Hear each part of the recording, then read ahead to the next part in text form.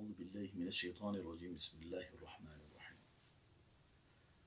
د ډیر خوراک کول او داغه علاج په اړه کې موږ خبره کوو.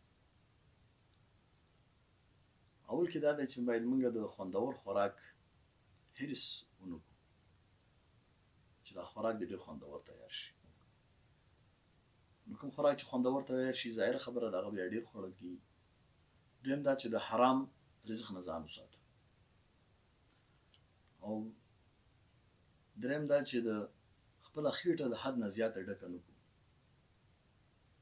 موږ باید 2 یا 3 یا 4 لقمې چې پوهیږو چې اوس موږ مړیږو 3 لقمو بعد فل موږ مړیږو باید هغه موږ ونکړو.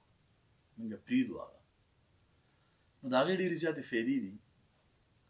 نو اولنۍ فایده دا ده چې زړه به زموږ پاک وي. کله چې موږ کم خوراک کوو زموږ زړه به پاک وي. او په هغې وجه باندې به د هغې په نتیجه کې به د الله تعالی د نعمتونو قدر او د الله تعالی محبت به زموږ زړه کې پیدا کېږي. دویم دا چې په زړه کې به نرمي پیدا کېږي. په دې په وجه باندې د نرمي په وجه باندې به زموږ ذکر او دعا کې ډېر زیات لطف پیدا کېږي. کله چې بیا موږ دعا غواړو یا ذکر کوو نو موږ به ترې خوند اخلو. او زموږ په زړه کې به لویوالی او سرغړونه د الله تعالی د احکامو نه پیدا کېږي. او ګناهونو به ځان ساتل موږ دپاره اسانه وي.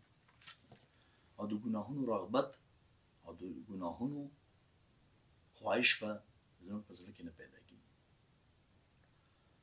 دریم دا چې زموږ خوب به کم وي. ډېر خوب به موږ ته نه راځي. او په عباداتو کې به سستی نه پیدا کېږي. کله چې موږ ډېر خوراک کوو زموږ په عباداتو کې سستی پیدا کېږي.